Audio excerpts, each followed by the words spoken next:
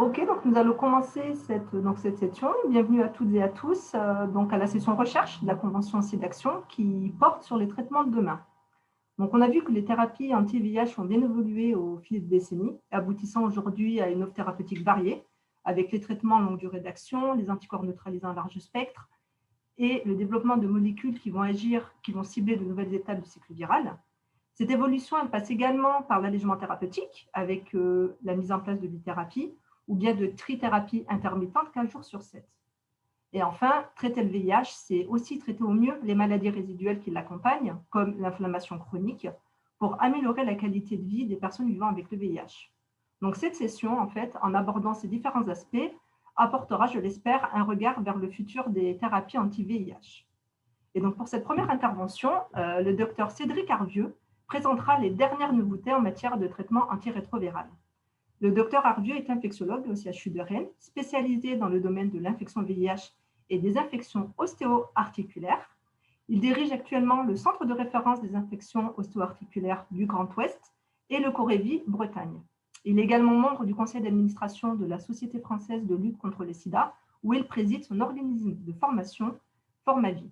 Enfin, il est connu et reconnu pour ses retranscriptions de conférences scientifiques qu'il rend accessibles au plus grand nombre. Docteur Arvieux, bienvenue et merci d'accepter d'intervenir à cette session. La parole est à vous.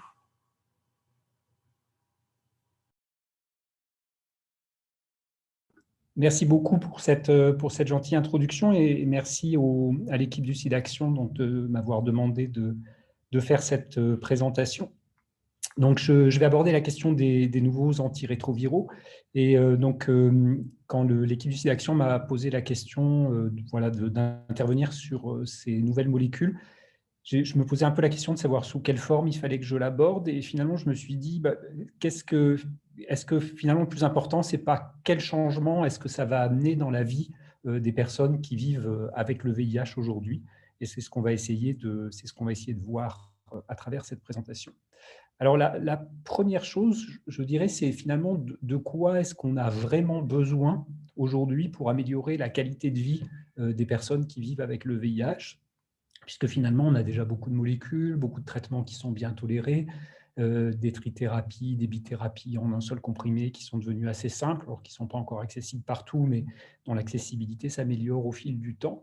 Et donc, la question, c'est finalement, qu'est-ce qui pourrait vraiment un peu révolutionner la qualité de vie des personnes qui vivent avec le VIH? Alors, juste avant de parler des nouvelles molécules, je voudrais redire un peu, alors quand je fais mes interventions auprès des étudiants en médecine, à la fin de l'intervention, je leur demande souvent, un peu à chaque cours, je leur dis, voilà, après ce qu'on a vu aujourd'hui sur le VIH, sur les antirétroviraux, est-ce que les personnes séropositives peuvent mener une vie normale?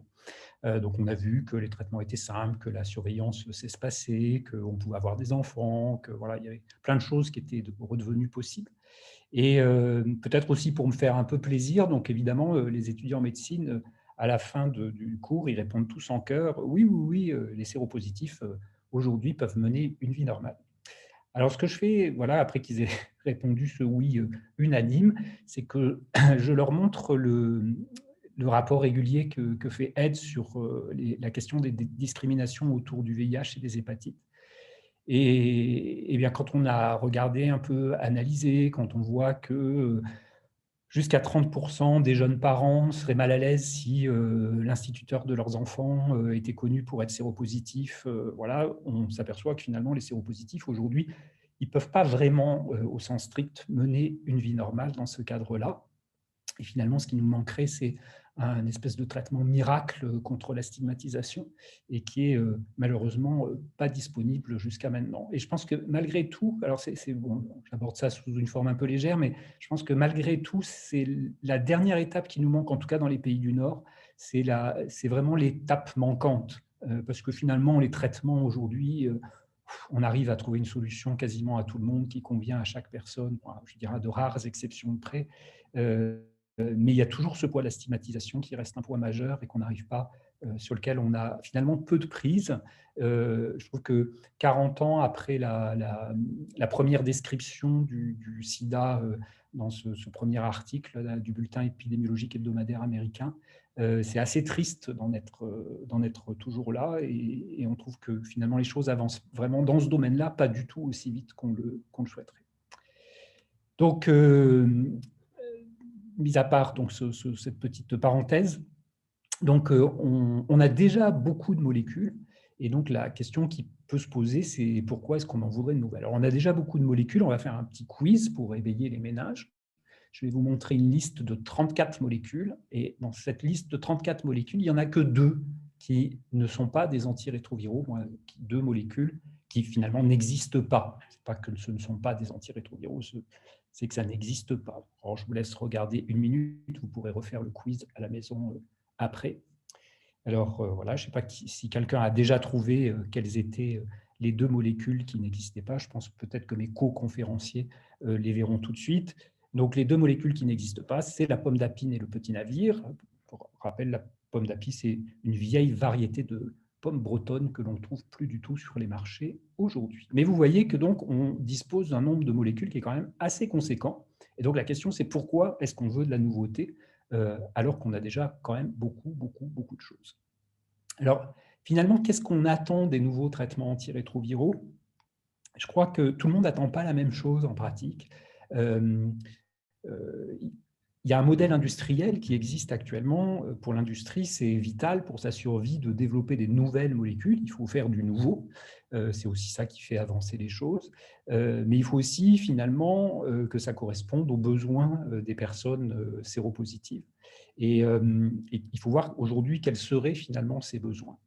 Alors, je pense qu'on peut distinguer les personnes qu'on va mettre sous traitement pour la première fois et puis les personnes qui sont déjà sous traitement. Je pense que pour les personnes qui vont être en primo-traitement, les personnes voilà, pour qui on propose une toute première initiation thérapeutique, il faut évidemment être au moins aussi efficace qu'avec les anciens traitements. Or, on a vu que les anciens traitements aujourd'hui, en tout cas les plus récents des anciens traitements, sont extrêmement efficaces. Pour preuve, voilà, dans les files actives des patients suivis en France, on est largement au-dessus de 90% de personnes avec une charge virale indétectable. Il faut que les effets secondaires soient en gros absents ou minimes, puisqu'aujourd'hui on a plein de molécules qui sont bien tolérées. Certaines personnes peuvent mal tolérer certaines molécules, mais voilà, quand on initie un traitement, on l'explique et on dit, bah voilà, s'il y a une des molécules qui est mal tolérée, on la changera. C'est pas les alternatives qui manquent. C'est un des avantages de vivre dans un pays industrialisé où les choix sont multiples. Il faut qu'il soit facile à prendre. Notamment, il y a quand même pas mal de patients qui se plaignent encore de la taille des comprimés. Donc, essayer de réduire la taille des comprimés, c'est quand même quelque chose qui est pas mal. Et puis, avoir de nouvelles modalités d'administration. J'en viendrai dans la deuxième partie de ce topo, donc avec notamment des administrations moins fréquentes, avec des administrations éventuellement hebdomadaires, mensuelles, voire semestrielles, qui faciliteraient la vie des personnes qui vivent avec le VIH. Le fait de la bonne tolérance va avec le fait qu'on n'aurait pas besoin de faire de surveillance biologique trop rapprochée. Et puis, il faut que ces traitements-là soient accessibles. Ça, c'est un élément très important. Je pense que Gaël Krikorian l'a évoqué tout à l'heure sur des questions d'accessibilité. La nouveauté met souvent du temps à être accessible au plus grand nombre. Et puis, cerise sur le gâteau, si ces nouvelles molécules peuvent être compatibles avec la grossesse, peuvent être compatibles avec le traitement de la tuberculose et notamment la rifampicine, peuvent être utilisables chez l'enfant, eh bien, ça en fait vraiment d'excellentes molécules de première ligne. Et puis, si on regarde à côté chez les personnes qui sont déjà traitées, ce qu'on va demander comme qualité à ces nouvelles molécules, c'est en cas d'échec, c'est finalement d'avoir une efficacité sur des virus multirésistants. Et puis, en cas de succès, c'est-à-dire que si on est face à une personne qui a un traitement, quand je parle de succès, c'est à la fois le succès virologique, mais aussi éventuellement un succès en termes de tolérance, c'est finalement, il faut que la molécule ait vraiment un avantage majeur. Alors là, ça va être surtout en forme de galénique, avec des administrations moins fréquentes, pour qu'on propose un changement. Quand un traitement est parfaitement bien toléré et parfaitement efficace, il faut vraiment avoir des bons arguments pour le modifier. Donc, on va se retrouver pour ces nouvelles molécules, il va falloir répondre à ces qualités-là. Et donc, on va être finalement très exigeant en termes de... C'est un peu un défi pour les industriels. On va être très exigeant sur qu'amènent de nouveau. Ce n'est pas ce qu'amènent les nouvelles molécules, mais finalement ce qu'elles amènent comme avantage par rapport à ce qui existe déjà comme antirétroviraux. Alors, je prends un exemple par rapport à la question des virus multirésistants. On a eu un patient dont on s'est occupé, dont on s'occupe depuis quasiment 30 ans maintenant, Michel, qui est un patient qui a un virus qui est devenu multirésistant au fil des années. C'est un patient qui a reçu les monothérapies des années 90, les bithérapies des années 95, les trithérapies pas très efficaces et pas très bien tolérées du début des années 2000. Et donc, chez qui, au fil du temps, on a induit l'émergence d'un virus qui est quasi totalement multirésistant. Et quand vous voyez les séquençages des toutes dernières années, tout ce qui est rouge, c'est finalement ce qui ne marche plus. Et donc, on voit que finalement, à part du dolutegravir à double dose, mais dont on sait qu'il ne fonctionnera pas tout seul, on n'a pas grand-chose à proposer à Michel. Et donc, pour Michel, là, c'est vraiment important de voir émerger de nouvelles molécules. Et lui, il a pu être vraiment, quand on a débuté ces nouvelles molécules il y a quelques années, il y a 1 an et demi maintenant, voilà, il avait dit T4, il était cachectique, des diarrhées incessantes, des infections opportunistes digestives. Et l'introduction de ces nouvelles molécules, qu'on n'a pas eu sans mal, ça a été plusieurs mois de négociation pour les avoir en autorisation temporaire d'utilisation. Michel, il est miraculé, hein, il a pris 20 kilos, il a une charge virale indétectable, il a repris le travail. On est vraiment dans un bénéfice majeur, on va dire un bénéfice individuel qui est majeur. Donc, on a déjà beaucoup, donc il faut à la fois qu'on ait de nouveaux mécanismes d'action. Pour Michel, on imagine bien qu'avec des virus qui sont résistants à toutes les classes de molécules, si on reste dans les mêmes classes, on va avoir du mal à rester efficace. Il faut, si possible, avoir de nouveaux modes de délivrance. Et puis, on va voir que finalement, aujourd'hui, c'est une logique de développement industriel également, les deux sont étroitement liés. On va essayer à la fois d'avoir le nouveau mécanisme d'action et les nouvelles modalités de délivrance avec des contraintes moindres que ce qui existait jusqu'à maintenant. Alors, pour rappel, pour ceux qui ne sont pas, on va dire, noyés dans les antirétroviraux tous les jours, aujourd'hui, on a 4 classes majeures d'antirétroviraux, donc les inhibiteurs nucléosidiques de la transcriptase, donc on va dire que c'est les australopithèques hein, du traitement antirétroviral. C'est le premier truc qui a ressemblé à un traitement efficace contre le VIH avec la ZT. On a les inhibiteurs non nucléosidiques qui sont arrivés un petit peu plus tard. On va dire que ce serait le néandertal du traitement antirétroviral. Les inhibiteurs de protéase qui ont commencé à ressembler et qui ont vraiment permis d'avoir en trithérapie les premières charges virales indétectables, qui seraient le chromagnon du traitement antirétroviral. Et puis les inhibiteurs d'intégrase qui seraient aujourd'hui ce qu'on pourrait appeler l'homme moderne du traitement antirétroviral. Donc tout ça a mis du temps à se mettre en place, hein, puisque cette recherche-là, elle s'installe en gros de 1987 à 2007, la sortie de la ZT et la sortie des premières anti-intégrases dans les pays industrialisés. Alors, il y a quelques classes annexes qui existent, mais je ne reviendrai pas dessus parce qu'elles ont vraiment une importance moindre. Les inhibiteurs d'entrée, voilà, des molécules de ce type-là, qui existent déjà, mais qui sont vraiment des molécules marginales. Donc, en ce qui concerne les nouvelles classes, on va avoir en gros actuellement, on va dire assez avancé dans le domaine de la recherche, des inhibiteurs de maturation virale, des inhibiteurs de capsides et des inhibiteurs de la translocation de la transcriptase. Donc, on va voir de façon assez rapide ces différentes nouvelles classes et voir aussi quels sont leurs avantages et où on en est en termes de développement. Alors, les inhibiteurs de maturation, aujourd'hui, le candidat, c'est une molécule de GSK dont on a enlevé les 4 premiers chiffres qu'on appelle le plus souvent GSK 254, qui est une molécule qui va agir au niveau de la polyprotéine GAG, et qui va en fait supprimer la maturation capsidique, en fait la toute dernière phase du virus, et qui va faire finalement à ce qu'on se retrouve avec un virus immature qui n'a plus de capacité de réplication. Et donc on agit au niveau d'un site de clivage de cette polyprotéine. Alors, le développement est bien avancé. On a, en termes de... Alors, pour ceux qui ne sont pas habitués, là aussi, en termes de schéma, quand on teste une nouvelle molécule, on regarde en monothérapie versus placebo pendant un temps court, parce qu'on ne veut pas laisser les patients sous traitement pendant un temps trop long en monothérapie pour éviter l'émergence de résistance.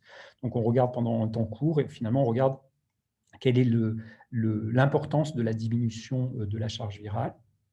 On voit ici qu'il y a clairement un effet dose, puisqu'à 10 mg, cette molécule ne fait pas grand-chose par rapport au placebo, alors qu'à 200 mg, elle fait baisser la charge virale de 2 log. Et voilà, on voit ici avec d'autres dosages qu'on obtient des diminutions de charge virale qui sont également conséquentes. Et donc, on voit sur cette petite photo ici, donc le virus, ici vous avez un virus normal avec sa capside en microscopie électronique, et ici un virus immature qui n'a pas réussi à former sa capside finalement, et qui n'a plus de capacité de réplication. Donc ça, c'est des molécules qui sont, on va dire, en phase assez précoce de développement et qui pourraient être vraiment intéressantes. Autre type de molécules, alors pas complètement différent, parce qu'on a vu que les inhibiteurs de la translocation en fait, empêchent une partie de la maturation capsidique, mais maintenant on a de vrais inhibiteurs de la capside et qui ont le gros avantage en fait, d'agir à plein de phases de la multiplication virale, donc que ce soit au moment où le virus rentre dans la cellule, mais également au niveau de tout ce qui se passe au niveau du noyau. L'avantage de ces inhibiteurs de capsid, c'est d'avoir un espèce de mécanisme qui agit à plein de niveaux de la réplication virale, alors que jusqu'à maintenant, on était plutôt sur des molécules qui avaient des actions assez ciblées. Donc le lenacapavir, la première molécule inhibitrice de la capside qui est développée par Gilead, qui est en cours de test et qui est à une phase assez avancée là aussi en termes de test. On voit ici une vue un peu artistique de la capside à l'intérieur du virus, et les petites particules bleues là, qui représenteraient le médicament font que la capside finalement perd son intégrité et que le virus perd ses capacités réplicatives également. Alors, le gros avantage du lenacapavir, outre le fait que c'est une molécule qui est toute nouvelle en termes de mécanisme d'action, qui a l'air d'avoir un mécanisme d'action vraiment très très large, c'est son schéma de prise, puisqu'en fait c'est une molécule qui existe sous forme orale, mais qui existe sous forme sous-cutanée, et sa pharmacocinétique est très particulière puisqu'elle permet en pratique de faire une injection sous-cutanée toutes les 26 semaines. Alors, sous-cutanée, qu'est-ce que ça veut dire en termes pratiques, on disait en introduction, qu'est-ce que ça change dans la vie des personnes sous traitement antirétroviral? Sous-cutanée, ça veut dire que c'est peut-être le début d'une auto-administration. C'est compliqué de se faire des intramusculaires tout seul. Par contre, des sous-cutanés, c'est ce que font les diabétiques tous les jours. Donc voilà, ça ouvre éventuellement une voie vers l'auto-administration de molécules de ce type-là, si elles voient le jour un jour. Donc on est sur des essais de phase 2-3 actuellement. Et vous voyez, chez des patients qui ont des virus extrêmement résistants, c'est une étude qui a été faite dans un contexte de multirésistance, eh bien on obtient quand même 2 logs de diminution de charge virale versus placebo. Quand on met le lenacapavir dans un traitement, ce qu'on appelle optimisé, pour essayer d'arriver à faire baisser la charge virale, pareil, monothérapie initiale et puis traitement optimisé ensuite. Et ce qu'on voit, donc les patients sont traités quelques jours par voie orale avant de passer à l'injection sous-cutanée. En fait, il y a 2 injections de 1,5 ml le même jour. Eh bien, vous voyez qu'au bout de 26 semaines de traitement, chez des patients qui ont un virus vraiment totalement résistant, un peu comme le virus de Michel qu'on a vu tout à l'heure, qui est totalement résistant aux traitements antirétroviraux, on obtient quand même quasiment 3/4 des patients ont une charge virale indétectable inférieure à 50 copies à 26 semaines de traitement. Donc, c'est vraiment un très bon résultat pour un effet aujourd'hui, pour des patients qui n'auraient jamais reçu de traitement et un virus sauvage, entre guillemets. On exige bien sûr plus de 90% de charge virale indétectable, mais chez des patients qui ont un virus multirésistant, c'est quand même très bien d'obtenir ces résultats-là. Et puis, dernière nouvelle molécule, donc les inhibiteurs de la translocation. Donc, là, ce sont des études qui sont menées par l'industriel Merck. Et l'avantage de ces molécules, alors, c'est des inhibiteurs de la transcriptase, donc on est dans la même cible que les inhibiteurs nucléosidiques et non nucléosidiques de la transcriptase, donc l'australopithèque et le néandertal du traitement antirétroviral. Mais par contre, on est sur un mécanisme là complètement différent, même si la cible est la même. On va inhiber donc, la translocation du virus. Et donc, l'avantage de cette molécule, c'est un avantage beaucoup d'ordre pharmacocinétique aussi, et galénique, puisque on va pouvoir, c'est une molécule qui pourrait être donnée en administration hebdomadaire, donc un comprimé hebdomadaire, et avec un avantage pharmacologique d'une bonne concentration vaginale et rectale qui pourrait en faire un traitement potentiel pour la PrEP. Alors, c'est une molécule qui est sensible, dont la réplication va être, l'effet va être amoindri par la présence d'une mutation 184 qui est assez fréquente, qui est une des premières à apparaître chez les patients traités avec d'autres molécules, notamment des inhibiteurs nucléosidiques de la transcriptase.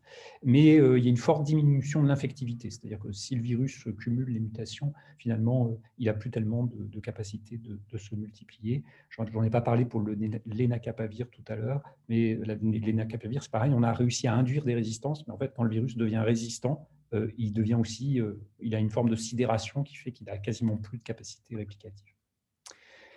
Alors, on a des molécules relativement récentes qui sont déjà disponibles, qui sont les molécules qui ont sauvé la vie de Michel, dont on parlait tout à l'heure, le fostemsavir et l'ibalizumab. C'est des molécules qui agissent très précocement dans le cycle, puisqu'en fait, c'est des inhibiteurs d'entrée du VIH dans la cellule. Le fostemsavir, c'est un inhibiteur de l'attachement. L'ibalizumab, c'est le premier anticorps monoclonal qui a été disponible pour le traitement du VIH. Voilà, alors l'ibalizumab, avec tous les inconvénients que ça a, c'est compliqué à fabriquer, ça coûte la peau du cul. Voilà, donc ce n'est pas un traitement qu'on va utiliser tous les jours, mais c'est un traitement entre guillemets de sauvetage qui peut être particulièrement intéressant avec des administrations très espacées, comme souvent avec les anticorps monoclonaux. Alors, je vais terminer les 5 minutes qui restent avec les nouvelles modalités d'administration. Cette fois-ci, on va voir qu'on va revoir un peu les mêmes molécules, mais on va se focaliser sur les modalités d'administration. J'ai piqué cette slide-là à Alexandra Calmi, qu'elle avait présentée à la CROI. Donc, on a à la fois, alors ce qui arrive demain, puisque en France, la commercialisation, on les a déjà en autorisation temporaire d'utilisation et la commercialisation est prévue à l'automne. C'est les injectables à longue durée d'action, donc intramusculaires avec des injections espacées.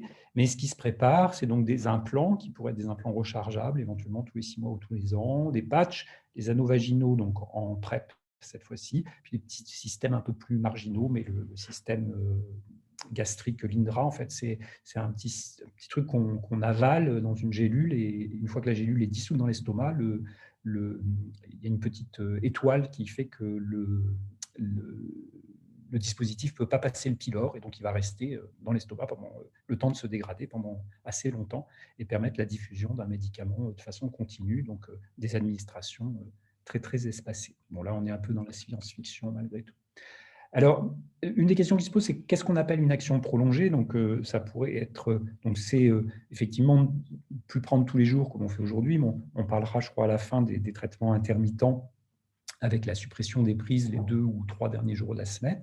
Là, l'idée, c'est d'avoir éventuellement des prises hebdomadaires. Avec la voie parentérale intramusculaire, on va voir qu'on est sur des prises des administrations tous les 1 ou 2 mois. Et puis, dans l'implantable, on pourrait être sur 2 ou 6 mois ou tous les ans. On a vu tout à l'heure pour l'enacapavir en sous-cutané, on serait sur des administrations semestrielles. Donc, on a 2 molécules qui pourraient être associées, qui sont l'islatravir et le MK8507, qui est une molécule assez proche de la doravirine dans son profil de résistance, et donc qui pourrait être utilisée en association. Et donc là, il y a des phases 3 qui sont en cours et qui permettraient d'avoir une administration d'une bithérapie hebdomadaire. Et puis, on a des médicaments dont vous avez probablement entendu parler, le cabotegravir et la rilpivirine à longue durée d'action. Donc, c'est des classes qui sont assez anciennes. C'est une anti-intégrase et un inhibiteur non nucléosidique, mais avec des modes d'administration qui sont révolutionnaires. Donc, c'est une injection intramusculaire dans chaque bras, donc la rilpivirine dans un bras, la cabotegravir dans l'autre, et puis le premier jour, un rappel à 1 mois pour la dose de charge, et puis ensuite des injections tous les 2 mois. Il y a eu une comparaison entre injections tous les 2 mois et tous les mois, et on voit sans surprise que les patients préfèrent avoir des injections toutes les 8 semaines plutôt que toutes les 4. Ça paraît assez logique en pratique. Donc, ça va être commercialisé en France au dernier quadrimestre 2021. Et ça pose quand même beaucoup de questions pour les équipes. C'est des choses qu'on a commencé à aborder en équipe pour savoir comment, à qui on allait proposer, donc quels sont les bons candidats. Est-ce que les personnes qui sont en grande difficulté d'adhésion, est-ce que l'injectable, ça va améliorer la situation? Est-ce qu'on ne va pas être confronté à une certaine lassitude au bout d'un certain temps d'injection? Et une des difficultés de ces traitements-là, c'est que donc ils sont efficaces quand ils sont administrés tous les 2 mois.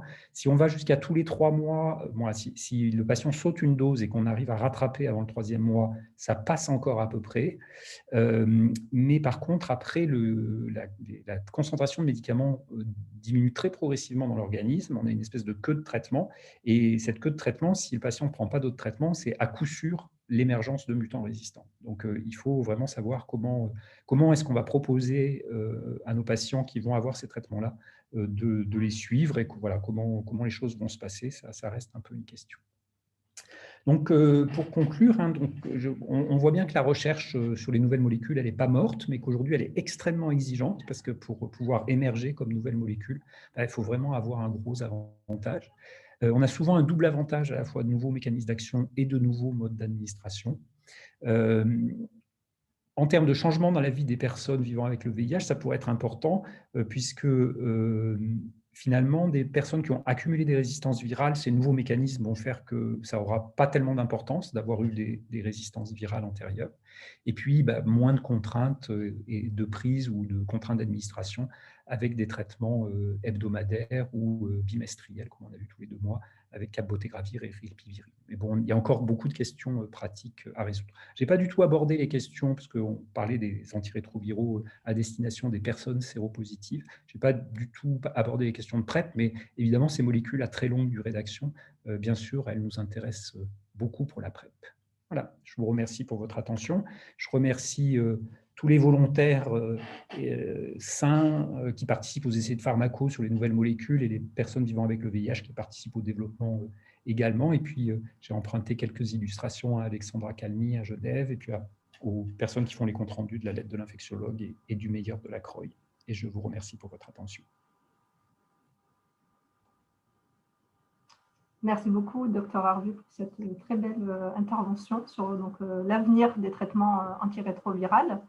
J'ai oublié de vous le dire en début de session, mais vous pouvez bien sûr poser vos questions en cliquant sur l'onglet Interactivité qui se situe à la droite de votre écran. Donc, n'hésitez pas à le faire même pour les prochaines interventions, pendant l'intervention même. Et donc, en attendant d'avoir déjà quelques questions des auditeurs, j'en ai moi quelques-unes à vous poser, Dr Arvieu. C'est vrai qu'on voit maintenant ces traitements à longue durée d'action semblent offrir de belles promesses, mais elles nécessitent peut-être, même sûrement, une nouvelle organisation du parcours de santé. Parce qu'on se rend compte que voilà, les personnes vont devoir revenir soit à l'hôpital, soit dans les centres de santé pour faire leur injection, donc peut-être un temps de personnel en plus, des visites fréquentes. Est-ce que vous pensez que ces structures de santé en fait, vont être prêtes à relever le challenge ? Alors, je ne pense pas que ça relève que des structures de santé. Je pense que ça relève d'une organisation. Pour moi, c'est de la médecine presque de. Alors, même si c'est le mode d'administration, c'est de la médecine de premier recours. Ouais. C'est-à-dire que je pense les réflexions qu'on a eues dans le service par rapport à ça, c'est de se dire finalement, est-ce qu'on ne va pas contractualiser avec des infirmières libérales, notamment pour qu'elles reviennent vers nous si les patients, parce qu'on a quand même des patients. La question se pose peut-être moins en région parisienne, mais on est sur une région où les patients peuvent être amenés à avoir quand même pas mal de distance pour venir à l'hôpital. Et on a beaucoup de patients qu'on suit tous les 6 mois, voire tous les ans maintenant. Ils font un bilan intermédiaire en ville et puis ils font un bilan éventuellement à l'hôpital. Et donc, on se posait la question de contractualiser avec une infirmière libérale qui aurait à la charge à la fois de faire les injections aux patients et puis surtout de nous avertir si le patient et pas là pour une injection, savoir comment on rattrape les choses et de nous mettre en place le système qui permettrait de répondre à ces questions-là. Donc, ouais, vous avez raison, il y a vraiment une réflexion d'organisation en pratique. Il faut qu'on ait avec la… On a pas mal de patients qui sont vraiment en attente, je dirais surtout de patientes en pratique. Je trouve qu'on a plus de demandes de patientes que de patients sur ces traitements à longue durée d'action. Et notamment les patientes originaires d'Afrique subsaharienne qui vivent en foyer, qui sont un peu gênées de prendre un traitement parce que voilà, elles sont rarement, voilà. Et voilà, donc je pense que dans ces, il y a des personnes pour lesquelles il y a une bonne indication, c'est juste une question d'organisation. D'accord, merci. Et toujours sur ces traitements à longue durée d'action, c'est vrai que vous l'avez dit un peu dans votre présentation, vous étiez effectivement en discussion pour savoir quelle personne vivant avec le VIH va pouvoir avoir accès à ces traitements et comment sera fait ce choix. Enfin, est-ce que donc ça sera sûrement discuté avec le patient lui-même, mais comment vous voyez les choses? Comment faire switcher ces personnes vers ces traitements à longue durée? Alors, je crois qu'il y a plusieurs populations possibles. Il y a des gens qui sont demandeurs, qui sont des gens qui ont une charge virale indétectable de longue date, qui en ont juste marre de prendre des comprimés tous les jours. C'est souvent des gens qui ont un seul traitement, c'est-à-dire je dirais, c'est la frange jeune de notre file active, donc des gens qui n'ont pas de comorbidité, qui ne prennent pas d'antihypertenseurs, pas d'antidiabétiques, etc. Et donc, voilà, ils sont demandeurs, ils sont tout à fait prêts à subir la contrainte, entre guillemets, des injections. En plus, on les a rassurés par rapport aux effets secondaires, etc. Donc, cela, à mon avis, ne pose pas tellement de difficultés. On fera la publicité de cette nouvelle façon de traiter. Et après, pour les gens qui sont demandeurs, c'est des choses qu'on a déjà parlé dans les consultations. Il y a des gens qui, depuis plusieurs années déjà, parce que ça fait plusieurs années qu'on en parle, nous disent, mais quand c'est que ça arrive, votre truc qui se fait une injection, parce qu'on avait dit tous les mois au départ. Ils vont être contents de voir que finalement, c'est que tous les 2 mois. La deuxième population, qui est, à mon avis, une population pour laquelle on n'avait pas de solution alternative actuellement, c'est notamment nos patients qui ont des troubles psychiatriques sévères, qui sont déjà sous des traitements à longue durée d'action pour leur maladie psychiatrique et qui sont vraiment dans l'incapacité, on va dire, mentale de suivre un traitement journalier. Et pour ces patients-là, je pense que ça sera aussi une alternative. Et ça, c'est plutôt des patients pour lesquels on n'avait aujourd'hui pas tellement de solutions à leur proposer. D'ailleurs, on a un peu préparé le terrain parce que ces patients-là, on a essayé d'éviter de leur donner des molécules qui induisaient des résistances. Ça fait quand même plusieurs années qu'on parle du cabotegravir et de la rilpivirine. On a essayé d'éviter de leur donner des molécules qui induisaient des résistances à ces molécules-là pour que le jour où ces traitements soient disponibles, on puisse leur administrer, bénéficier de cette nouvelle galénique. Donc, je pense que ça, c'est vraiment les deux populations qui vont être vraiment intéressantes pour ce type de traitement. Après, les patients qui ont des grosses difficultés d'observance, voilà, on n'a plus beaucoup aujourd'hui, hein, mais il y en a encore quelques-uns. Là, on ne sait pas trop parce que la difficulté d'observance à la prise de traitement, c'est peut-être pas tout à fait la même que la difficulté d'observance à se faire une injection tous les 2 mois. Donc, voilà, est-ce que ces personnes qui ont du mal à prendre un traitement tous les jours, elles vont quand même être capables de se contraindre aux injections bimestrielles? C'est des choses qu'on va aborder avec ces patients-là, voir si ça peut améliorer les choses en termes d'observance, le fait de leur proposer un traitement par voie intramusculaire. D'accord, merci. Je vois qu'il y a des questions qui commencent à arriver sur le chat. Des questions de Florence Thune. Alors, alors là, je vais poser d'abord celle-là. Peut-on exiger une levée immédiate des brevets des laboratoires sur la pomidapine? Donc, je pense que c'est un petit peu… Oui, mais c'est trop tard, Florence, parce que la pomme d'Apine, donc le Apis, c'était une forêt bretonne dans laquelle il y avait des pommes, et en fait, c'est pour ça que ça s'appelle la pomme d'Apis. Et en fait, il y en a plus des pommes d'Apis. Des rainettes d'Armorique, on en trouve encore sur les marchés, mais les pommes d'Apis, il n'y en a plus. C'est cuit. Après, elle a une deuxième question un peu plus sérieuse. Donc je dis, a-t-on justement déjà un recul sur les injectables dans les pays où ils sont déjà utilisés sur le côté pratique du suivi des injections? Alors, je n'ai pas vu grand-chose encore, mais c'est vrai que ça fait peu de temps que c'est disponible et c'est vrai qu'on a été un petit peu occupé par la lecture de la littérature Covid au cours des 12 ou 18 derniers mois. Là.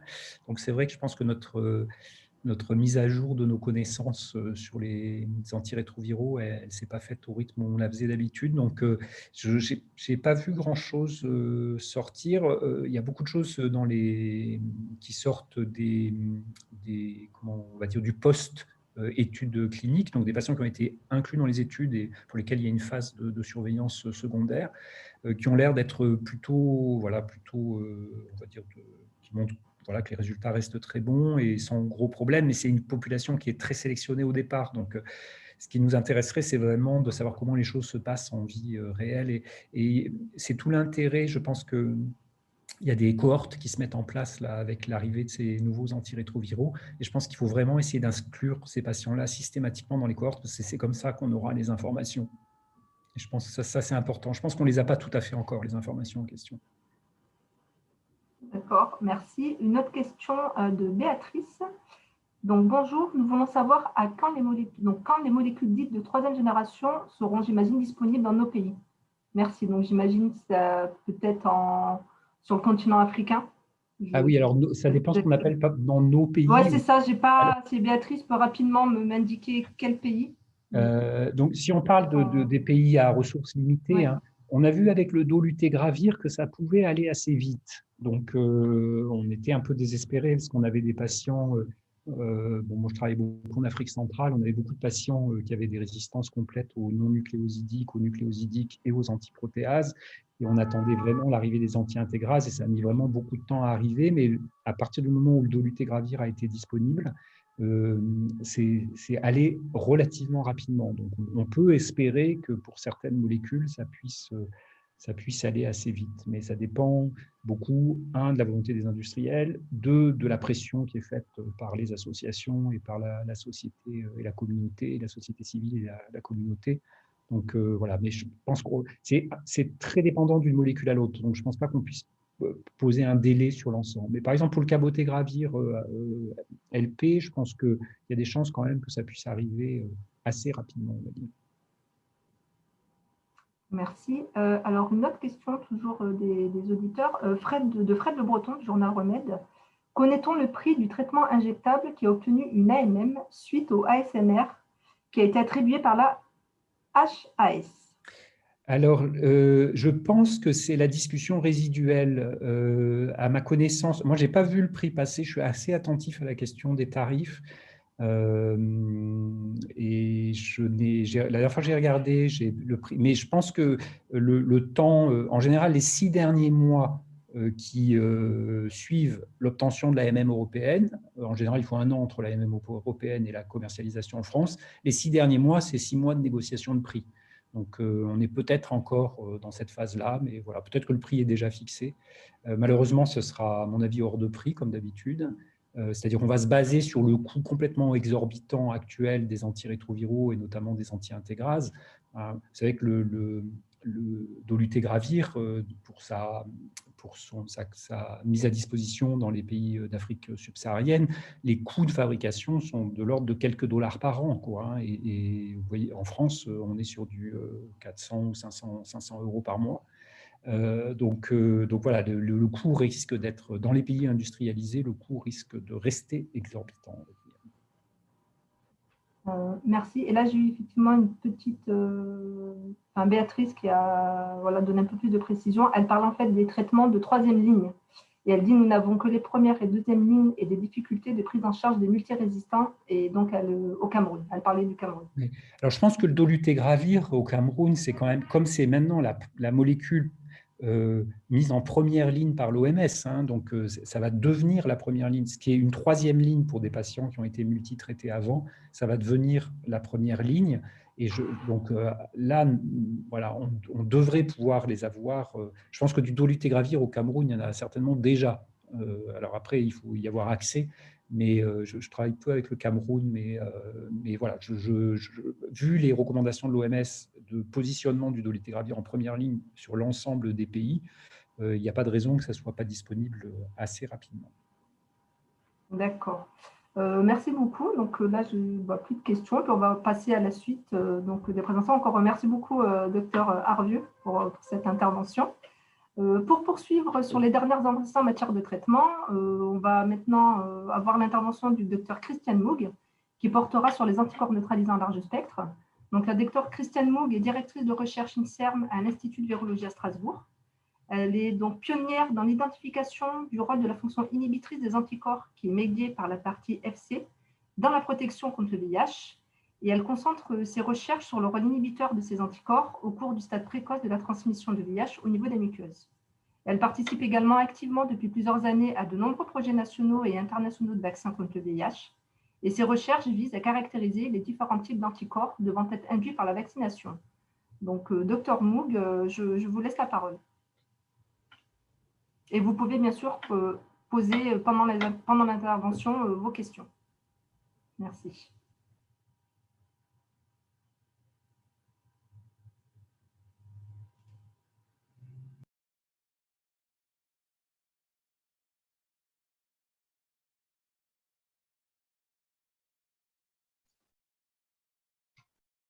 Je vous prie de m'excuser, j'espère que vous m'entendez. Oui, on vous entend. Est-ce que vous avez… Alors, on a votre PowerPoint en entier, en fait. On n'est pas sur le diaporama encore. Ah.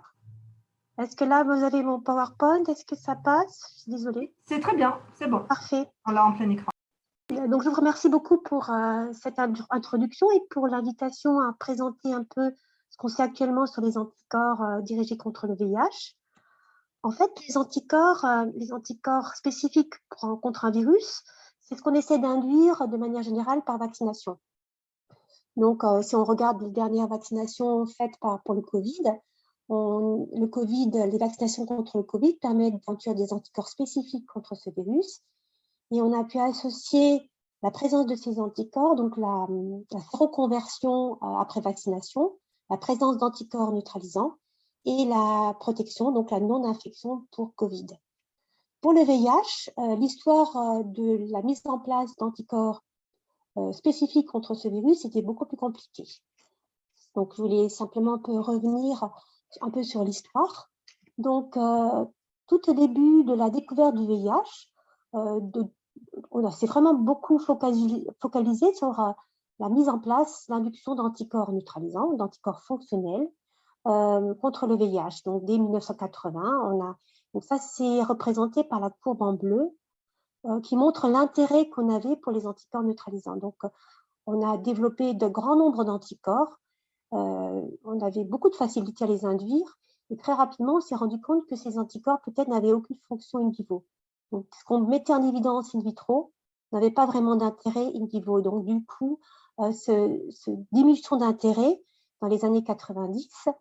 Et pendant près de 20 ans, la recherche vaccinale s'est plus consacrée à l'induction d'anticorps, à l'induction de réponse T. On a un peu délaissé l'induction d'anticorps et d'anticorps neutralisants. Donc ça, c'est la courbe bleue qui diminue beaucoup. Alors, ces anticorps neutralisants ont eu un nouveau souffle, un nouvel intérêt dans les années 2010.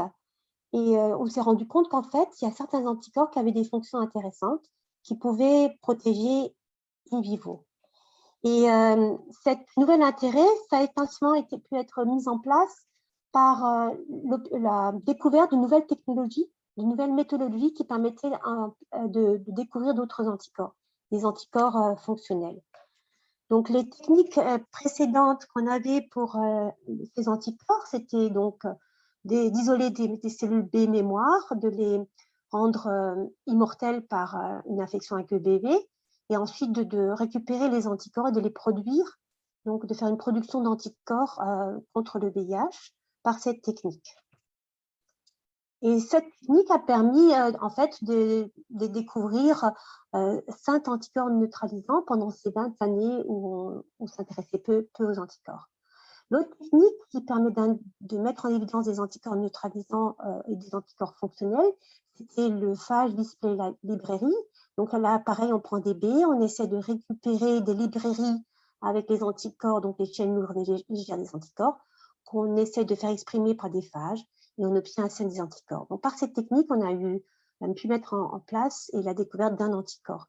Donc pendant près de 20 années, on avait 5 anticorps en tout et pour tout neutralisant. Et la technique qui a permis de découvrir plus de 100 anticorps, nouveaux anticorps d'intérêt, c'est une technique qui va permettre de sélectionner des cellules B mémoire par cytométrie en flux, ensuite de cloner ces cellules, et ensuite, par une technique d'amplification du gène de la chaîne lourde et légère des anticorps, de mettre en évidence des anticorps fonctionnelle en reconstituant l'anticorps après l'amplification de ces gènes. C'est vraiment cette technique qui a permis de découvrir des nouveaux anticorps qui créent des fonctions inhibitrices intéressantes in vitro, mais surtout in vivo. Donc, ces nouveaux anticorps qui ont été mis en place par ce nouveau technologie, on s'est aperçu qu'ils avaient des fonctions de neutralisation, mais contre d'autres types de virus, qu'on appelle maintenant actuellement les virus de type TIR2. Donc, c'est les virus là que vous voyez en haut, sur votre gauche. Donc, ces virus sont différents de ceux qu'on utilisait au début quand on travaillait avec le VIH il y a 30 ans, qui étaient plutôt des virus qu'on appelle le TIR1. Et la différence entre ces deux virus, c'est que in vivo, le virus, quand il se multiplie dans l'organisme, il a besoin d'échapper à la réponse immune. Et donc, il va y avoir un jeu entre un virus qui est encore capable de fusionner, mais qui échappe à la réponse immune. Donc, il aura une sorte de primaire qui sera plutôt fermé. Donc, restreint, où tous les types qui peuvent être tenus par les anticorps sont relativement masqués. Contrairement à un virus de type 1, où on a une primaire d'enveloppe qui est plutôt ouverte et qui permet l'accès à de nombreux anticorps. Donc, l'homme est aussi le virus, et la réponse immune que l'on développe va limiter les virus qui se multiplient in vivo à des virus qui ont des structures trimériques fermées, donc on appelle maintenant TIR2. Et nos nouveaux anticorps, les anticorps qui ont été découverts suite à ces nouvelles technologies, sont des anticorps qui sont capables d'inhiber les virus TIR2. Et là, c'est une publication très récente, donc de cette année, qui continue à montrer cette problématique. Ce sont les nouveaux anticorps neutralisants qui ont été découverts là récemment, qui ont des fonctions inhibitrices intéressantes. Et on s'aperçoit que quand on regarde l'activité inhibitrice in vitro entre un virus pseudotypé et un virus PR primaire, donc un virus vraiment très proche de ce qu'on a chez l'individu infecté, on voit qu'il y a à nouveau près d'un log de différence d'activité. Donc les anticorps, même extrêmement bons, ils ont plus de mal à inhiber, donc il faut près de l'ordre de 10 microgrammes par ml d'anticorps pour pouvoir inhiber un virus qui est un virus qui circule dans l'organisme. Donc toutes ces considérations ont fait que la découverte de ces anticorps et l'intérêt de cet anticorps n'y apparaît pratiquement qu'au bout de 30 ans. Donc pourquoi c'est si difficile pour l'anticorps d'avoir une fonction contre ce virus in vivo, donc qui circule in vivo? C'est parce que tous les épitopes qui sont reconnus par les anticorps sont relativement masqués.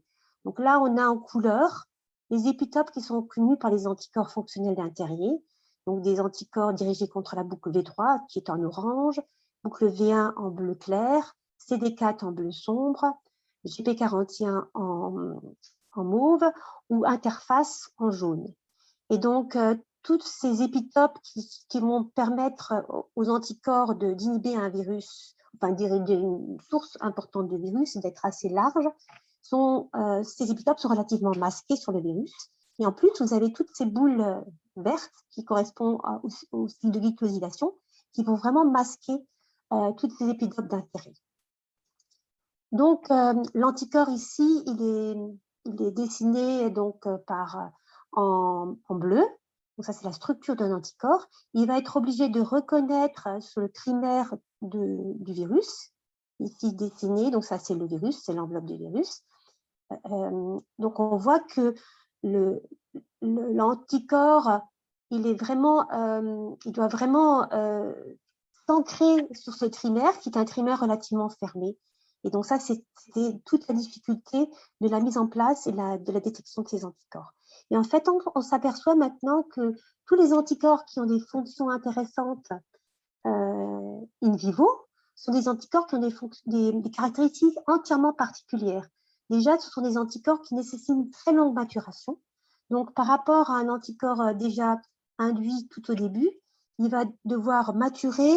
Et donc ça, c'est le nombre de maturations, le pourcentage de mutation qui a dû avoir lieu pour qu'il devienne mature. Donc, c'est entre 15 et 30 maturations nécessaires pour obtenir un anticorps fonctionnel et d'intérêt in vivo. Et il doit y avoir une longue chaîne lourde CDRH. Donc une longue chaîne, et on propose que cette longue chaîne va permettre cette représentation-là de cette boucle sur les anticorps d'intérêt. Il y a une longue boucle de chaîne CDRH.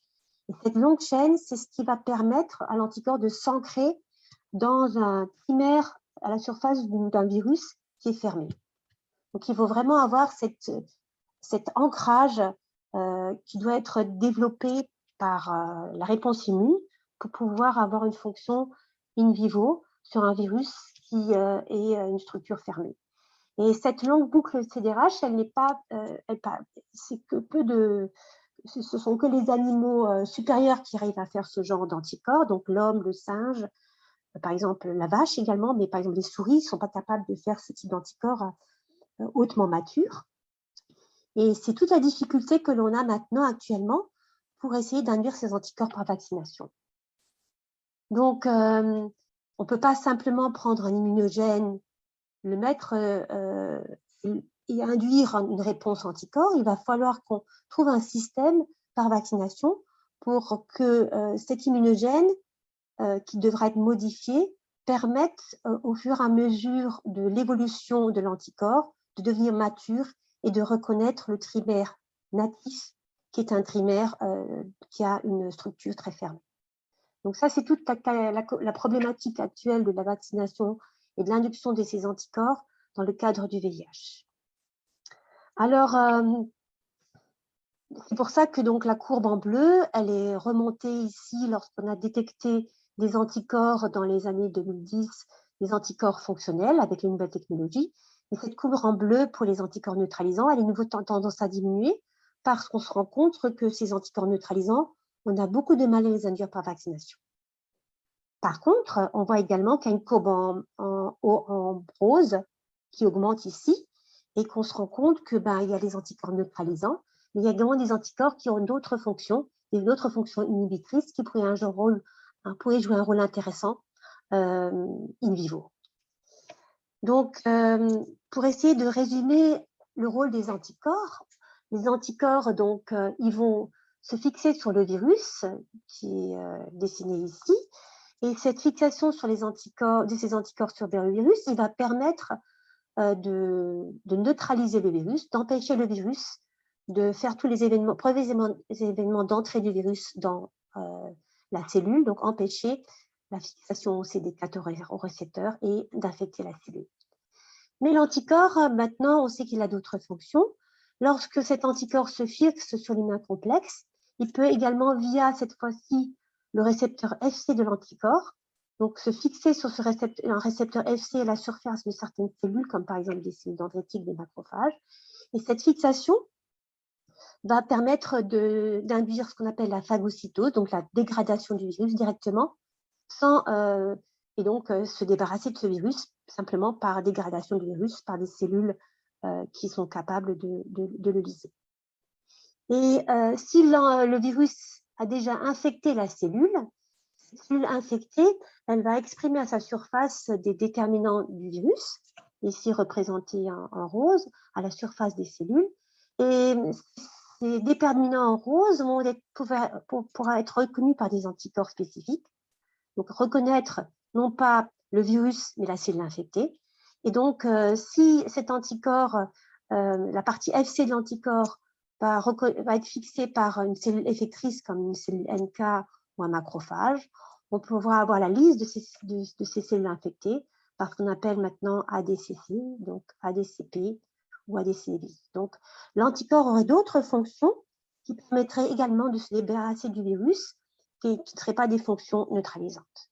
Et de toutes ces fonctions pour avoir un intérêt vraiment dans l'élimination du virus in vivo. Et donc, c'est pour ça qu'on a maintenant beaucoup d'études qui regardent également l'induction de ces anticorps qui ont des fonctions différentes de la neutralisation, qui ont des fonctions inhibitrices via ces récepteurs FC, donc c'est la courbe en rose. Cet effet FC récepteur est vraiment démontré par de nombreuses expériences. Et là, je voulais juste simplement vous en parler, vous exposer une récente, où on s'est rendu compte qu'il y avait un génotype particulier des récepteurs FC qui était corrélé et présent chez les personnes qui sont contrôleurs, donc les personnes qui ont infecté par le VIH mais qui contrôlent ce virus en l'absence de tout traitement. On a mis en évidence un génotype particulier de récepteur FC et c'est un génotype AA. Et ce génotype AA donc, est exprimé de manière plus importante chez les HIV contrôleurs. Il a également pour fonction d'augmenter la quantité de récepteurs FC à la surface des cellules présentatrices d'antigènes. Donc, vous voyez que l'expression des récepteurs FC est augmentée sur des cellules présentatrices d'antigènes pour les personnes qui ont ce génotype AA de FC récepteur. Donc, il y a d'une part l'anticorps qui va pouvoir se fixer sur le récepteur FC, mais également des fonctions de l'hôte, par exemple des polymorphismes particuliers des récepteurs FC, qui vont permettre d'avoir une meilleure expression de ce récepteur FC et participer à la fonction inhibitrice. Voilà. Donc, qui pourrait également jouer un rôle dans une meilleure réponse, en présence d'anticorps, avec une dégradation des cellules infectées. Donc, pour revenir maintenant un peu sur les nouvelles problématiques de ces anticorps fonctionnels, et donc des anticorps neutralisants et autres, c'est qu'on se rend compte, même pour l'instant, par vaccination, on est un peu bloqué actuellement pour induire ces anticorps fonctionnels par vaccination, parce qu'on ne sait pas trop comment les induire. Par contre, ces anticorps qu'on a mis en évidence sont des anticorps neutralisants, ils peuvent ouvrir à de nouvelles fonctions qui seraient des fonctions directement sur des personnes infectées. Donc, soit en prophylactie post-exposition pour limiter la transmission mère-enfant, en alternative à la vaccination, en alternative à traitement antirétroviraux, ou même pour essayer de diminuer le réservoir, donc en une sorte de HIV cure. Donc, de diminuer le réservoir et pour essayer de limiter encore le virus dans l'organisme. Et donc, les anticorps qui ont été maintenant détectés, anticorps monoclonaux détectés qui ont ces fonctions inhibitrices intéressantes sur des virus sur les virus TIR2, qui sont des virus qui sont dans l'organisme, ils sont maintenant d'intérêt parce qu'on peut commencer à les produire en grande quantité. Et un grand nombre d'essais thérapeutiques est en cours actuellement. Donc, ça, c'est un listing de tous les essais en cours. Donc, il y a 11 anticorps monoclonaux neutralisants qui sont testés actuellement en monothérapie, mais également en combinaison, pour essayer de voir si les anticorps ne pourraient pas avoir une fonction directement sur le virus, sur les personnes infectées, ou pour protéger contre l'infection. Donc là, j'ai une autre figure qui serait un peu plus claire. Donc, ce sont tous les anticorps ici, qui sont ces nouveaux anticorps développés grâce aux nouvelles technologies, qui sont en traitement préclinique, qui passent en phase 1. Et il y en a même un qui est VRC01, qui est le premier anticorps qui a été testé, qui est déjà en phase 2, 3, 4. Donc, ces anticorps, ils pourraient jouer vraiment un rôle intéressant directement pour essayer de limiter l'infection et en alternative aux traitements antiviraux. Docteur Moore, ces anticorps, ils ont déjà donc été montrés efficaces et ils sont en cours on essaie de les améliorer. Et il y a différentes façons de les améliorer. Soit on améliore leur biodisponibilité en modifiant la partie FC de l'anticorps. Donc là, on a une version qu'on appelle LS qui permet d'augmenter leur quantité d'anticorps au cours du temps dans l'individu. Et on peut également améliorer la reconnaissance de cet anticorps contre le virus. Par exemple, le VRC07 qui est modifié par rapport à VRC01 qui a une activité plus importante. Donc, il y a des activités en cours pour essayer d'améliorer encore ces anticorps pour qu'ils soient vraiment très fortement fonctionnels. Donc, vraiment, l'intérêt de ces modifications, donc par exemple, là, c'est la mutation LS qui permet d'augmenter la quantité de cet anticorps qui reste vraiment très longtemps dans le sang. après injection ici en intraveineuse, pour l'instant, on a l'anticorps qui reste près de 3 mois pardon, dans le sang par rapport à l'anticorps non modifié. Mais surtout, cette modification permet également de retrouver cet anticorps au niveau des tissus. Parce que cette modification va permettre l'application sur ce qu'on appelle les récepteurs FC néonataux. Et donc, ces récepteurs FC se trouvent dans les tissus. Cet anticorps, il est présent un long moment dans l'organisme. Il faut quand même seulement noter, cependant, que cet anticorps, la biodisponibilité est plus faible chez les personnes infectées que chez les personnes non infectées. Donc, il faudra mettre plus d'anticorps chez les personnes infectées pour pouvoir le détecter pendant de nombreux mois, pendant ici 56 semaines. Il faut donc près de 330 mg d'anticorps pour pouvoir qu'il soit présent pendant de nombreuses semaines. Pour l'instant, ce qu'on sait, que si on prend une personne en l'absence de tout traitement, si on injecte un anticorps de ce type chez des personnes infectées, on a une diminution de la charge virale. Donc là, on voit la moyenne de la diminution de la charge virale chez ces personnes, ici. Donc, sur 30 mg par anticorps, on a une vraie diminution de la charge virale. Et très rapidement, il y a un rebond. Et ce rebond, il est dû, bien sûr, au fait que l'anticorps disparaît, mais aussi au fait qu'il y a des résistants qui apparaissent.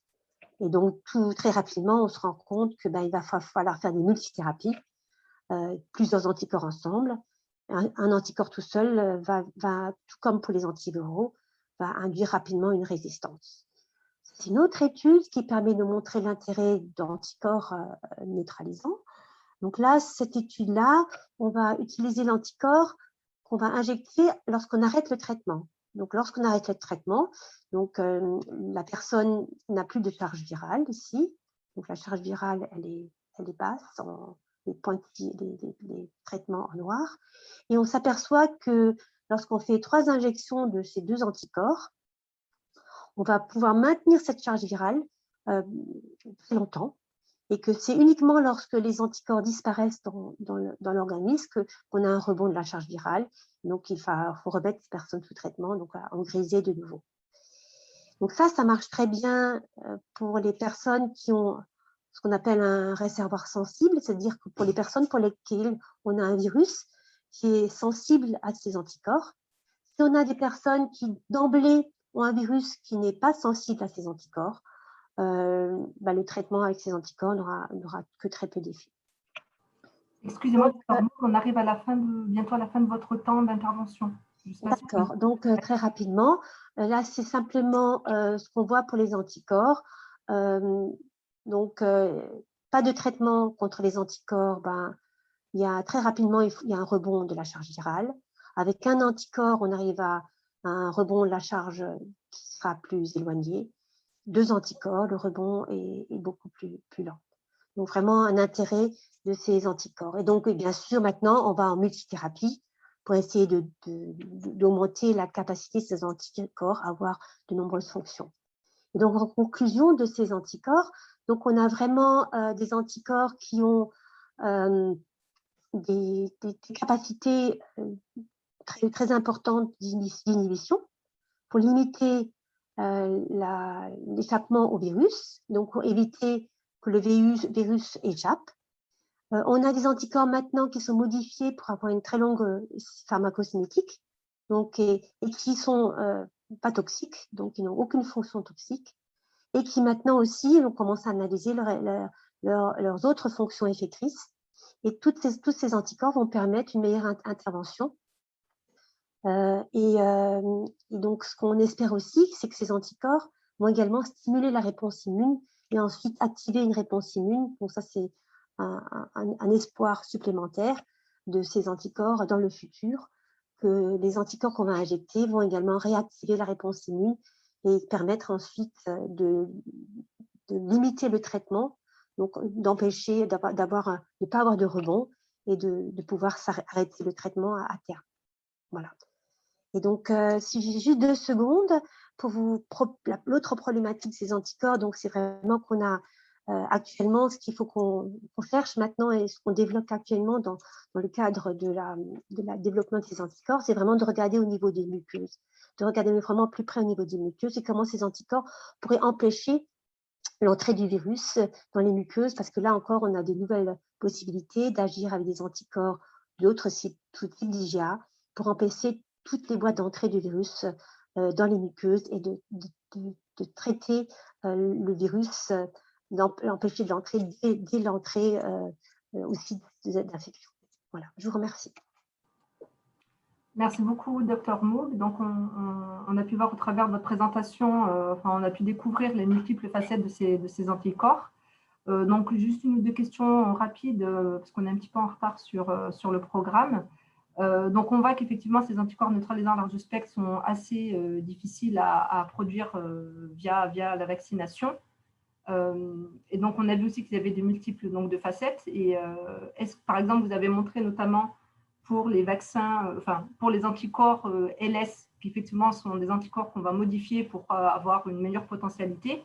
Et on voit que cette potentialité, est-ce que ça peut également jouer au niveau de ce fameux fragment FC? Parce que finalement, on voit qu'on peut agir au niveau du fragment qui va se lier au virus, mais est-ce qu'il y a aussi une possibilité de travailler là-dessus?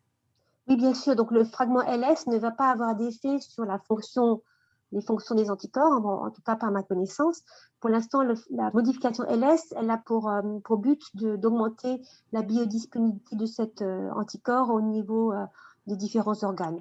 Mais l'avenir, c'est justement également d'essayer de développer toutes les autres fonctions des anticorps pour également essayer de tuer les cellules infectées. Et là, il faudra également développer des fonctions FC plus efficaces qui sont capables de fixer sur les FC récepteurs, qui sont d'autres FC récepteurs, pas les FC récepteurs néonataux, et qui auraient des fonctions importantes. Oui, oui, bien sûr. D'accord, merci. Et comme vous l'avez aussi indiqué dans votre présentation, une des voies de recherche sur lesquelles aussi vous travaillez, c'est effectivement d'avoir cette inhibition du virus directement au niveau des portes d'entrée, donc de pouvoir avoir des productions d'anticorps IgA ou IgG au niveau des muqueuses. Et est-ce qu'au niveau des stratégies actuelles qu'on a de vaccination qui sont à l'étude, est-ce qu'elles pourraient permettre d'induire ce type d'anticorps au niveau des muqueuses? Ou est-ce qu'il y a des stratégies peut-être plus spécifiques à utiliser pour… Donc, pour l'instant, il y avait très peu d'études qui avaient été faites d'analyser vraiment ce qui se passe au niveau des muqueuses. Et on n'a pas de vaccin qui va vraiment cibler les muqueuses. Donc ça, pour l'instant, il y a des essais qui ont été faits par des immunisations par voie nasale, par exemple, ce genre de choses, qui étaient moyennement efficaces. Mais les muqueuses ouvrent également des nouvelles possibilités pour induire d'autres anticorps, des IgA ou d'autres anticorps qui pour l'instant, sont peu étudiés et qui sont vraiment qui sont plus localisés au niveau des muqueuses. Voilà. D'accord. Mais c'est vraiment, mais aussi donc dans le cadre de la thérapie, on peut aussi essayer de vraiment d'augmenter la quantité d'anticorps si on veut, par exemple, utiliser ces anticorps en PrEP. Il y a des études en cours pour essayer de voir si ces anticorps pourraient être intéressants en PrEP. Mais on s'aperçoit déjà qu'il y a des différences entre les hommes et les femmes. Et qu'il n'y a pas, donc, la femme et l'homme, au niveau des muqueuses, c'est pas le même site d'entrée. Donc, il y a toute une batterie de recherche qui reste à faire pour essayer de mieux comprendre comment localement on pourrait protéger directement au niveau de ces voies d'entrée. D'accord. Merci beaucoup encore, Dr Moog, pour cette intervention. Place maintenant au professeur Jean-Pierre Routy qui va nous parler du microbiote et de son rôle dans la physiopathologie de l'infection. Le professeur Routy est médecin dans le service d'hématologie et le service des maladies virales chroniques du Centre universitaire de santé McGill à Montréal. Il est aussi professeur dans le département de médecine de l'université McGill où il dirige l'étude de primo-infection du VIH du Québec qui a mis en évidence l'importance de l'immunité digestive dans l'inflammation et sur les facteurs contribuant à la persistance virale. Et ces importantes contributions lui ont permis de devenir le co-directeur de l'immunothérapie des vaccins du réseau canadien pour les essais VIH. Et il est également directeur du réseau SIDA et maladies infectieuses du Fonds de la recherche Québec Science. Sans plus attendre, professeur Routy, je vous laisse la parole. Merci beaucoup. Attends, juste pour les diapos, c'est vous qui les mettez?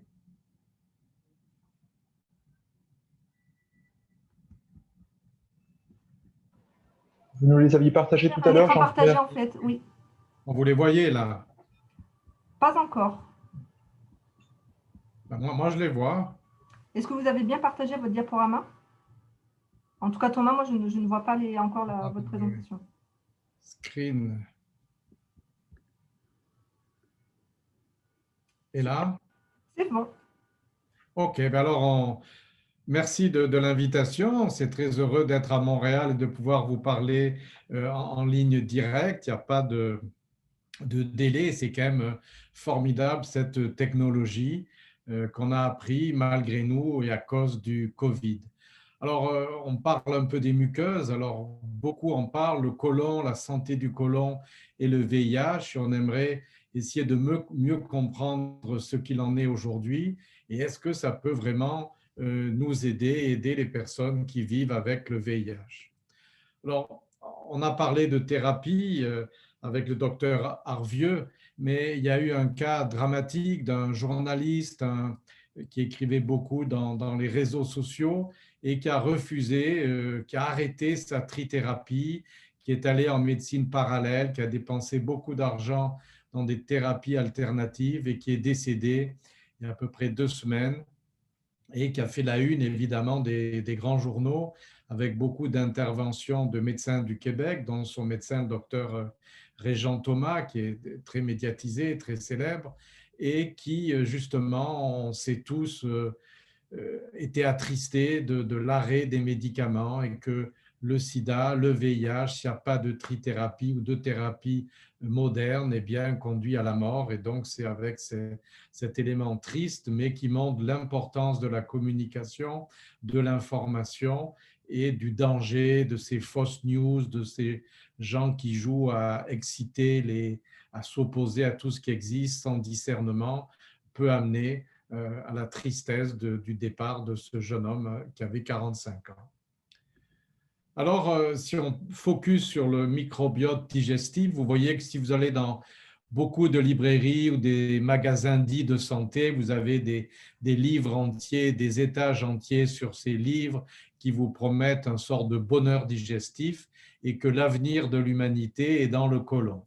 On peut voir, si on regarde à PubMed, que quand même, si on met le mot microbiote, l'ensemble des microbes digestifs, vous voyez que la fréquence de publication est considérablement à la mode aussi et devient un sujet très très chaud en médecine. Alors, certains disent que le microbiote serait une sorte de révolution ou de mauvaise nouvelle face à notre anthropocentrisme. Comme nous sommes en France, ici, Je est un autre avait écrit Rimbaud dans une lettre adressée à Paul de Mény. Et on est toujours mal à l'aise parce qu'on vit avec autant de gènes dans le côlon ou dans le tube digestif que dans l'ensemble de notre corps humain. On a toujours pensé que les microbes étaient des ennemis depuis Pasteur. Et là, on nous dit un petit peu l'inverse, qu'il y a plein de microbes qui sont amis ou qui nous aident à bien vivre ou à vivre en bonne entente.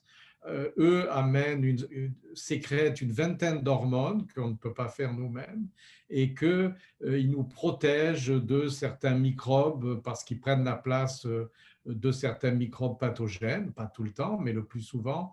Et donc, ça pose un problème de reconnaissance de soi-même parce que c'est le moi étendu que l'on dit, parce qu'on vit et que ces microbes sont une partie de nous-mêmes, un petit peu comme notre téléphone cellulaire aussi.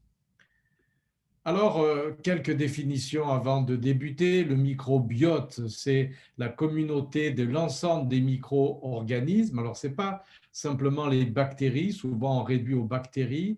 Il y a les archéas, qui sont de grosses bactéries, des levures et aussi des virus qui sont présents à la fois sur la peau et sur les muqueuses digestives, sexuelles.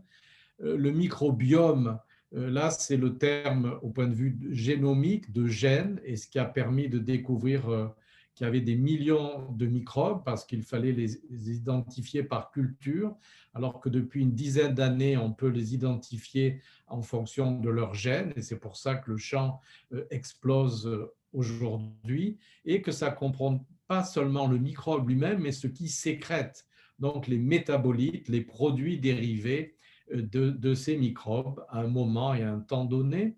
Si c'est des virus, on dit le virome, et quand ça va mal, on dit la dysbiose. Et pour illustrer la photo qui est sur cette diapositive, comme vous l'aviez compris, ce qui est important, c'est d'être bien en selle. Alors, les facteurs qui modifient la composition de notre microbiote sont très nombreux. Ils varient entre le plus puissant et probablement la prise d'antibiotiques, une certaine forme de nutrition, mais qui est une petite tendance à la baisse récemment, les rythmes circadiens, l'âge de la personne, certains facteurs évidemment génétiques, sont tous ces facteurs qui vont modifier la qualité de notre microbiote. Et vous le savez que maintenant, c'est dans tous les journaux, ça va jouer sur le diabète, l'obésité, le foie gras, la stéatose hépatique, la neurocognition comme dans l'autisme, les maladies cardiovasculaires et l'asthme aussi. Alors, c'est beaucoup de choses. Alors, est-ce que c'est vrai? Est-ce que c'est exagéré? Est-ce que c'est une mode? Et on va essayer de voir ce qu'il en est. Alors, une récente publication d'il y a 15 jours, c'est que la composition du microbiote intestinal dépend de l'âge et influence notre immunité. Alors, il y avait beaucoup de données. Ici, c'est un résumé global et on voit qu'il faut attendre à peu près l'âge de 2 ans pour avoir un microbiote qui se stabilise jusqu'à l'âge de 70 ans à peu près et après qui diminue. Et bien sûr, on sait que la vaccination chez la personne âgée diminue, mais là on voit qu'il y aurait peut-être un lien entre la qualité ou la composition de l'ensemble des microbes digestifs à la réponse vaccinale. Et il y a plusieurs mécanismes, soit c'est que le microbe ressemble à une partie du corps pour l'auto-immunité, jouerait sur des facteurs évidemment de la réponse innée, de la réponse immédiate.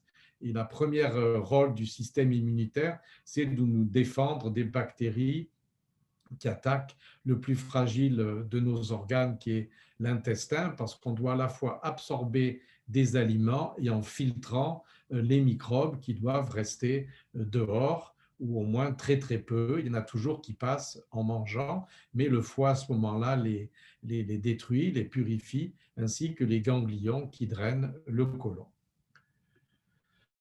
Alors, ça a déclenché depuis une dizaine d'années, la plupart des spécialistes, qui le veuillent ou non, que ça leur plaise ou non, et là, il y a tout un combat un petit peu d'école dans chaque spécialité médicale, qui pose évidemment le problème des spécialités médicales. Est-ce qu'un être humain peut être coupé en rondelles et par organes et pas être vu de façon globale? Alors, si c'est l'autisme, le stress, les accidents cardiovasculaires, on l'a dit, l'asthme, tout ça. Donc, c'est certainement un cofacteur parmi d'autres. Et certains disent que c'est très, très important et certains disent aujourd'hui c'est peu important. Mais là où il y a le plus de données, c'est dans le diabète, où vraiment il y a un lien profond, mais on ne sait pas vraiment si c'est la cause ou la conséquence de ces maladies. Et là est la grande question. Alors, vous voyez qu'il y a même une fondation du doute pour montrer comment c'est compliqué de savoir qui fait quoi. Et vous voyez sur cette diapositive, c'est toujours difficile de savoir qui est l'œuf, qui est la poule, qu'est-ce qui vient en premier dans ces associations. Donc, les associations sont fortes. Est-ce que ça cause des maladies ou ces maladies qui vont modifier notre système digestif? Et à ce moment-là, il n'y a pas tellement d'intérêt thérapeutique puisque c'est un événement en aval qui est une conséquence. Il faut toujours aller en haut à la cause. Alors, selon comment on pense, les stratégies thérapeutiques vont diverger. Alors, il n'y a pas que, on l'a dit, que les microbes, mais il y a aussi leur sécrétion, la tolérance au niveau digestif. Vous savez que les TH17, ce sont des CD4 les plus attaqués dans le VIH, qui disparaissent dès la première semaine. Ils sont aussi porteurs du alpha-4, bêta-7, qui ont été des cibles thérapeutiques de guérison et qui ont déçu.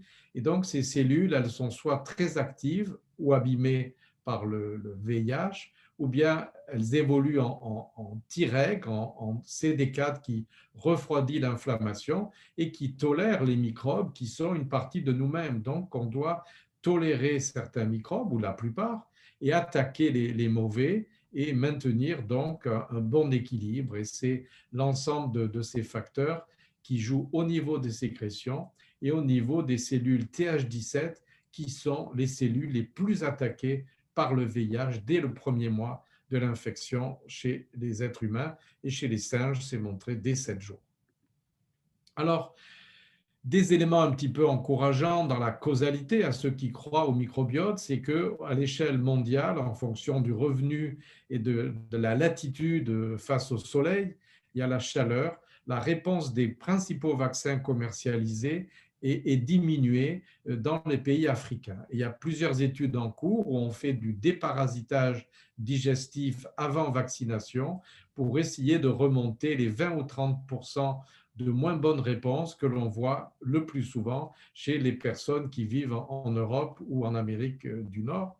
Et donc, ce ratio nord-sud évoque dans beaucoup de cas la modification du microbiote, la présence de parasites qui poussent un petit peu du côté qu'on appelle TH2 des éosinophiles et que l'on doit déparasiter pour améliorer. Donc là aussi, c'est quand même intéressant que le microbiote semble être un acteur et pas une conséquence de ce qui se passe. Alors, si on revient au VIH, on sait que le VIH attaque principalement les cellules Th17, qui sont les cellules qui défendent des microbes et des champignons au niveau des muqueuses, que ce soit vaginales ou digestives, et qu'elles repoussent mal, et même sous trithérapie, la repousse de ces cellules ou leur fonction qui sécrètent des cytokines protectrices Th17, Th21, fonctionne moins bien et laisse passer des morceaux de bactéries qu'on appelle les lipopolysaccharides qui peuvent donner de la fièvre si on en a des quantités énormes. C'est ce qui arrive dans les septicémies, mais à faible dose, ça crée une inflammation du système rapide de réponse, le système inné, et aussi un petit passage de morceaux de champignons qu'on appelle les glucans qui passent aussi dans le sang. Et passe aussi un certain nombre de produits, des acides gras à chaîne courte, des dérivés du tryptophane, qui est ce qu'on mange, c'est du poulet ou de la dinde, c'est très riche en tryptophane, et ça va modifier l'inflammation, ça va encourager les cellules T tolérantes, les T régulatrices, pour ne pas nous enflammer, pas comme dans les colites ulcéreuses et d'autres produits. Donc, voilà où l'on est sur ces connaissances et on ne sait pas trop comment réparer ce côlon qui laisse plus passer de morceaux de microbes, les LPS, ou des morceaux de millions, comme les candidats, on en a tous un peu, et qui passent dans le sang à bas bruit et qui créerait cette inflammation qui est plus élevée dans le VIH, même sous traitement, et qui est associée à des maladies du vieillissement, obésité, cardiovasculaire, neurocognition, foie gras.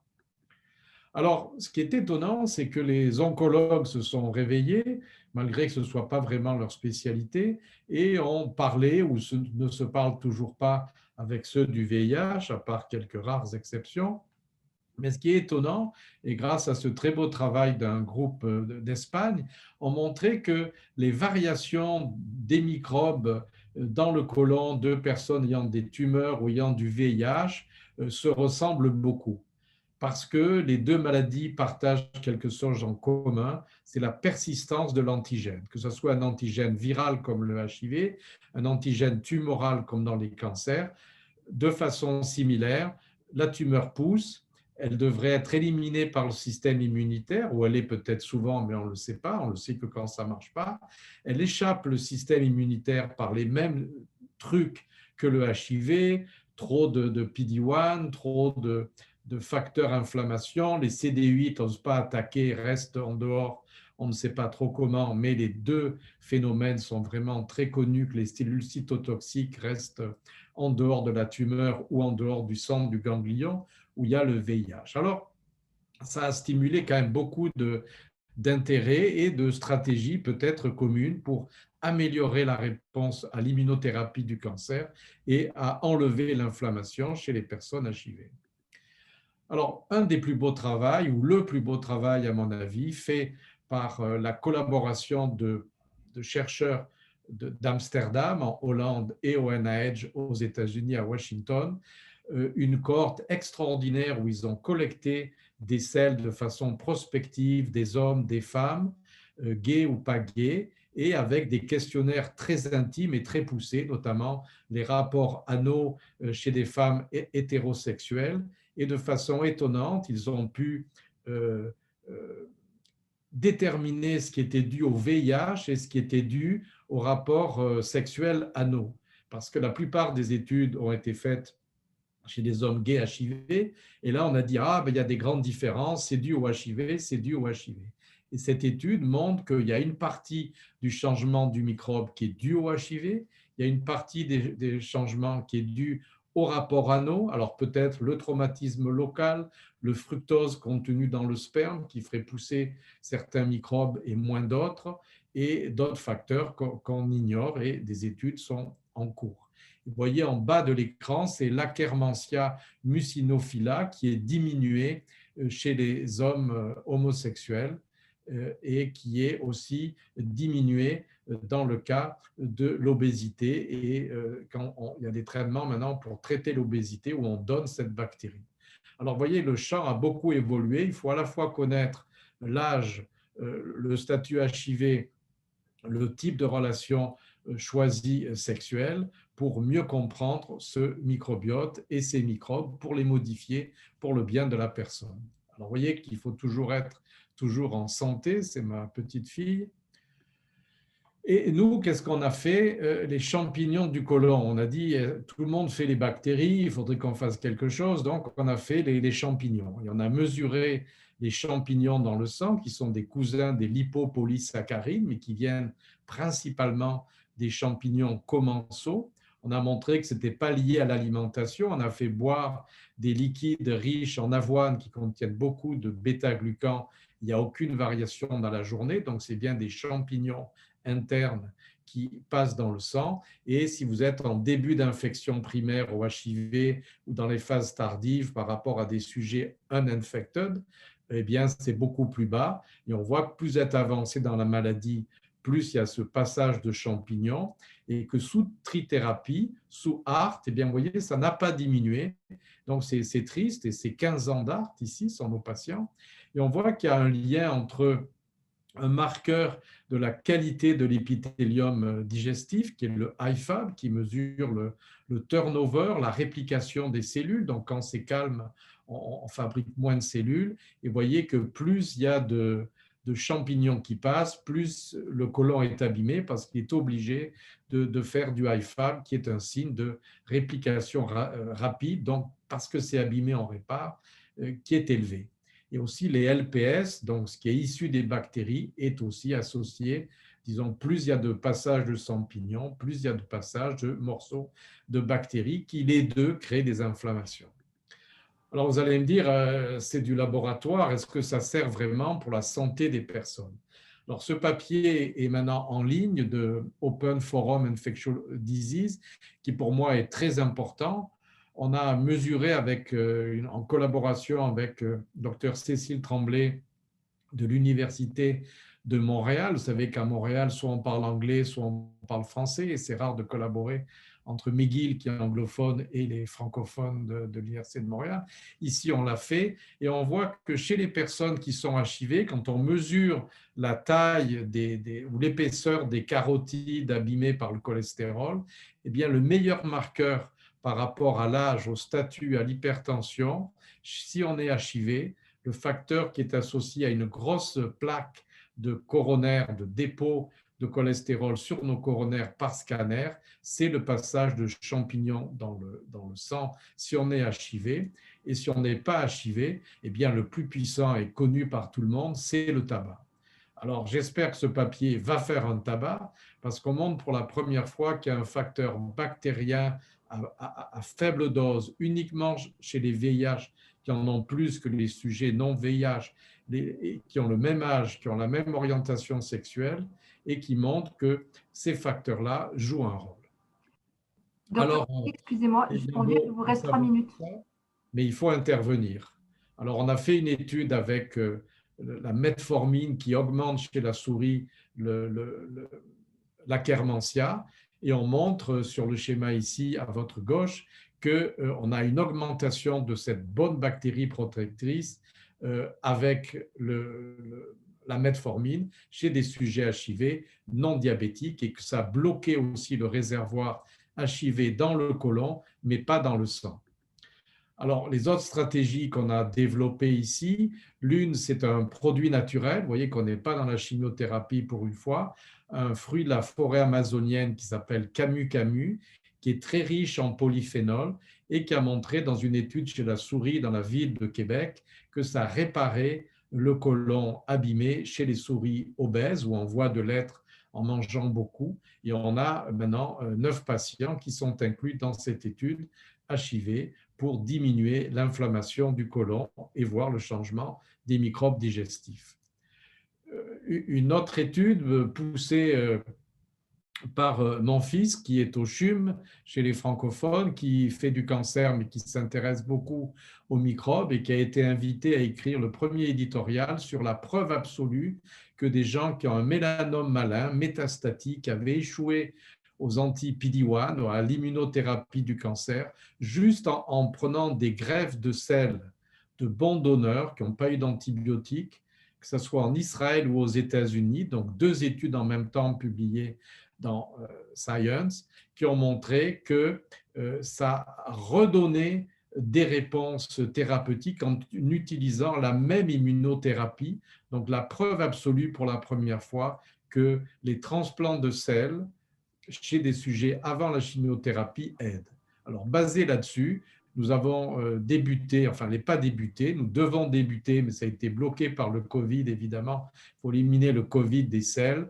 L'étude GUTSI, qui veut dire en anglais courage et aussi côlon, donc GUTSI Study, chez ceux qui ont une faible reconstitution immunitaire, de donner des selles d'Ontariens à des gens au Québec. Pour rester dans les temps, le microbiote digestif a un rôle important en santé globale, on ne peut plus le nier. Il y a un rôle énorme dans l'inflammation et dans la réponse immunitaire. Parfois, ça peut être la conséquence et parfois, ça peut être la cause. Donc, c'est difficile encore à déterminer. On sait que les probiotiques qu'on a dans le commerce ne servent à rien à part à perdre de l'argent. Il y a même des aggravations sous prébiotiques ou probiotiques commercialisés. On peut modifier son microbiote, mais il y a peu de preuves que ça marche aujourd'hui. Donc, à part les quelques cas de transplant de sel en gélule, comme on l'a vu, il n'y a rien qui marche. Donc, pour aller plus loin, il faut mesurer aussi les préférences sexuelles pour pouvoir bien étudier ce qui se passe, qu'on ait ou pas le VIH.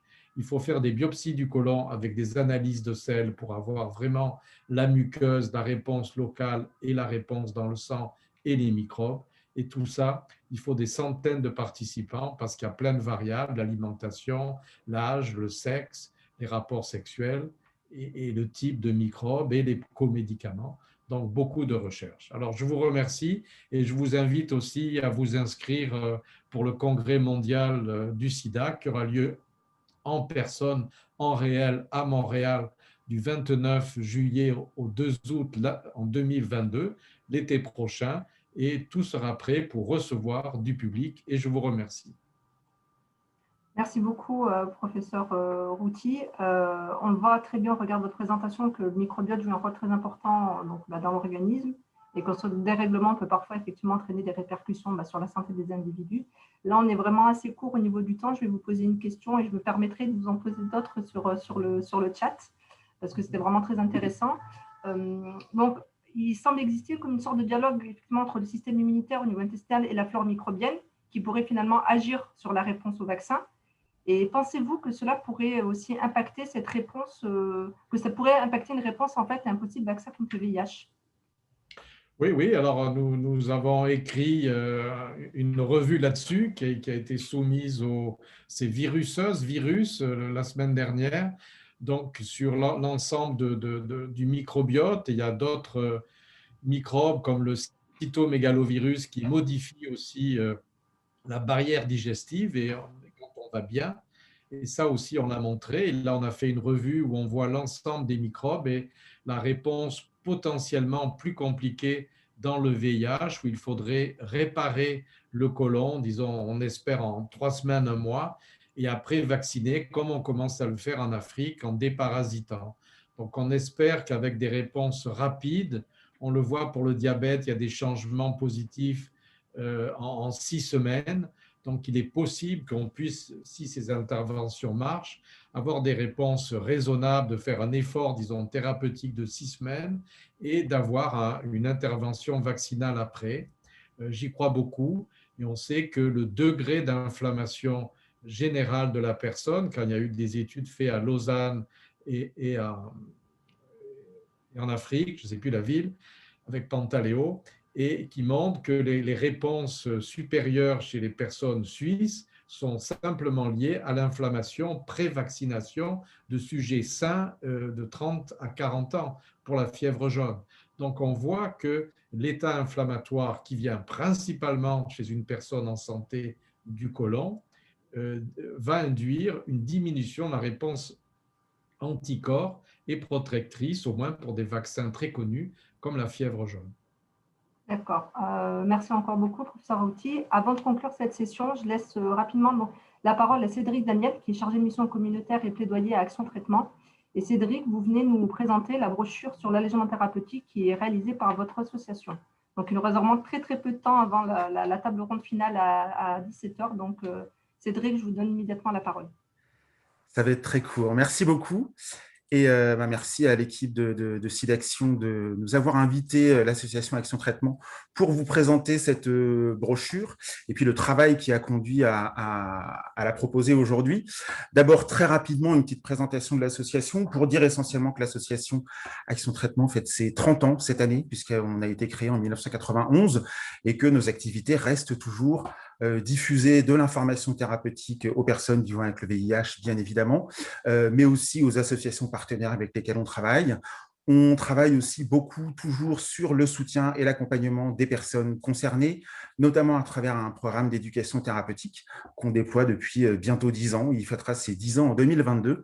On travaille aussi sur des sujets de plaidoyer, bien évidemment, à la défense des droits des personnes concernées, qu'on représente d'ailleurs dans les instances du système de santé. Et donc, nos publics, je l'ai déjà dit, essentiellement les personnes vivant avec le VIH et ou une hépatite, les personnes exposées aussi à ces virus, puisque depuis quelque temps, on a rattrapé un petit peu le champ de la prévention à travers la prévention biomédicale, à travers le traitement post-exposition, la PrEP évidemment, et le TASP, tout ce qui concerne le traitement comme moyen de prévention, dont nous sommes des fervents défenseurs, évidemment. Et puis, dernière chose, donc on est l'association Action Traitement fait partie des cofondateurs du collectif interassociatif TRT5-CHV, qui fêtera lui aussi ses 30 ans, mais l'année prochaine. Donc, comment est-ce qu'on en est venu à parler allègement thérapeutique? D'abord parce que c'est un sujet d'intérêt et puis de préoccupation, bien évidemment, des personnes vivant avec le VIH. À titre d'exemple, on organise chaque année, chaque mois, en fait, un cycle d'ateliers d'information. Et chaque année, aux alentours du mois de mai, cet atelier porte sur les avancées thérapeutiques et bien évidemment, ces dernières années, essentiellement sur l'allègement, beaucoup sur l'allègement thérapeutique. Et c'est tout simplement un des ateliers qui est les plus fréquentés. C'est aussi des questions qui peuvent apparaître sur notre ligne d'écoute, dont je n'ai pas encore parlé, mais qui existe donc depuis la création de l'association et sur laquelle nos bénévoles, donc qui sont des personnes concernées, répondent à des questions très variées sur la thérapeutique, mais aussi sur les questions d'allègement. Ensuite, bien évidemment, c'est un sujet de recherche sur lequel les chercheurs se penchent depuis de nombreuses années. Je mentionne ici quelques essais les plus connus, ICAR, Quatuor, Duetto, qui devraient bientôt commencer, sur les 2 stratégies d'allègement thérapeutique qui existent, à savoir soit la réduction du nombre de jours de prise, on en a déjà parlé un petit peu plus tôt, aujourd'hui on peut prendre son traitement, au lieu de le prendre 7 jours sur 7, c'est de le prendre 4 ou 5 jours sur 7, sans bien évidemment mettre en péril l'efficacité du traitement sur le maintien de la charge virale indétectable. C'est aussi la présentation, bien évidemment, dans des congrès français et internationaux. Et puis surtout, en termes de méthodologie, pour nous, ce qui a été important pour concevoir cette brochure, ça a été de mettre autour de la table, ou en tout cas de l'écran depuis quelques mois, à la fois des médecins spécialistes ou généralistes ou intervenants autour de la prise en charge du VIH, avec des représentantes et des représentants d'associations, et aussi, bien évidemment, ça fait partie de notre ADN, des personnes concernées dont on valorise à la fois le vécu en tant que personne vivant avec le VIH, et c'est important pour nous de les convier à ce type de réflexion, et c'est comme ça, par exemple, qu'on a constitué notre comité de pilotage ainsi que le comité de relecture qui ont été constitués donc, en amont de la conception de cette brochure. Et puis, dernier point en termes de méthodologie, il nous a semblé important pour ce sujet-là de faire appel du coup au vécu des personnes et de lancer tout simplement l'année dernière un appel à témoignages qui nous a valu de recevoir plus d'une quarantaine de réponses de personnes donc, vivant avec le VIH et sous allègement thérapeutique depuis plus ou moins longtemps pour avoir justement leur ressenti et qu'est-ce que ça peut leur apporter au quotidien dans leur vie avec le VIH. Donc rapidement, la brochure, elle est très simple en deux parties. Donc c'est l'allègement thérapeutique dans le VIH, dans le traitement du VIH, pardon, pour qui, quand et comment, avec deux premières parties. Une première sur laquelle on parle donc de la réduction du nombre de jours de prise, ce qu'on a appelé l'allègement séquentiel.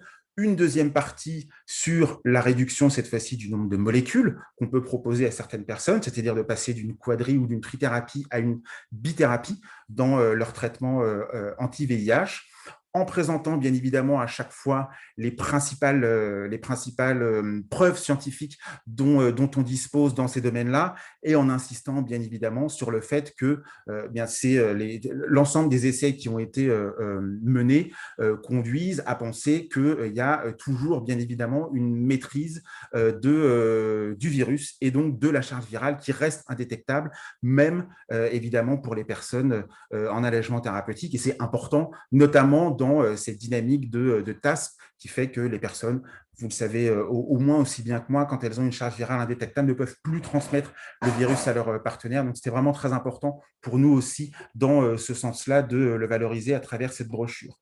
Et puis, bien évidemment, l'allègement thérapeutique, on le sait aussi, ce n'est en tout cas aujourd'hui, en l'état actuel de la recherche, pas encore accessible à tout le monde. Donc, c'était important pour nous de le dire de façon très honnête parce qu'en fonction de l'histoire virologique de chacun, chacune, eh bien, les personnes vont pouvoir ou non bénéficier de l'allègement thérapeutique, sachant que certaines ne souhaiteront pas le faire et bien évidemment, on ne va pas les y obliger. En revanche, c'est important pour nous de leur donner un maximum d'informations pour qu'elles puissent en discuter d'égal à égal avec leur médecin.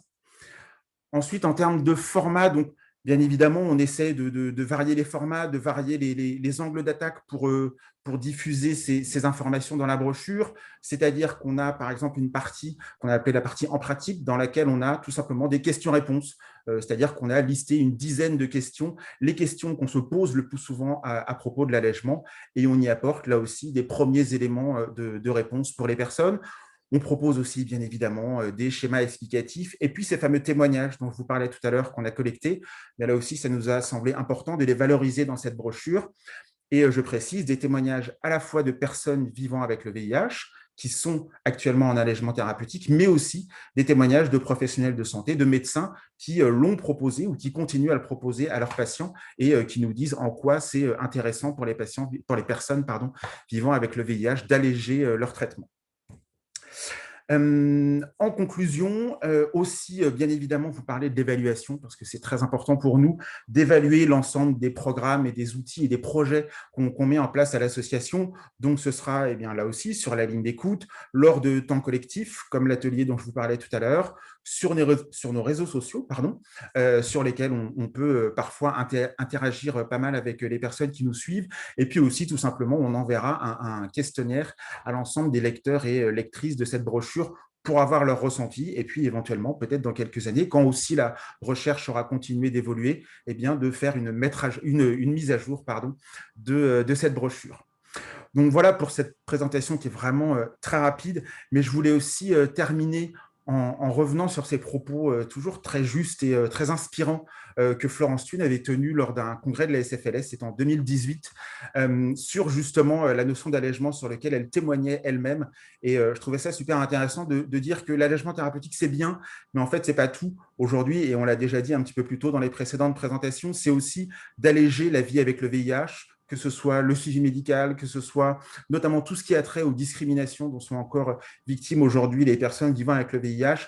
Donc voilà, c'est une petite pierre à l'édifice, mais ce n'est qu'une pierre dans l'allègement général de la vie avec le VIH. Donc voilà, j'étais très court, mais j'espère que je vous ai donné envie de commander cette brochure que vous pouvez d'ores et déjà donc retrouver sur notre site internet, la commander gratuitement, je précise bien évidemment. Voilà, je vous remercie beaucoup. Merci beaucoup, Cédric, pour votre intervention. On est pile à temps, la table ronde va commencer. Donc, juste quelques mots pour bien sûr remercier toutes les personnes qui ont écouté cette session sur les traitements de demain. Et également, et bien sûr, tous les orateurs. Merci beaucoup pour vos interventions qui étaient vraiment très riches et très intéressantes. Je vous dis donc tous merci. Je vous souhaite une bonne soirée. Et donc, rendez-vous tout de suite pour la table ronde de la Convention SIDAction. Merci beaucoup à toutes et à tous. Au revoir. Merci, bonne soirée.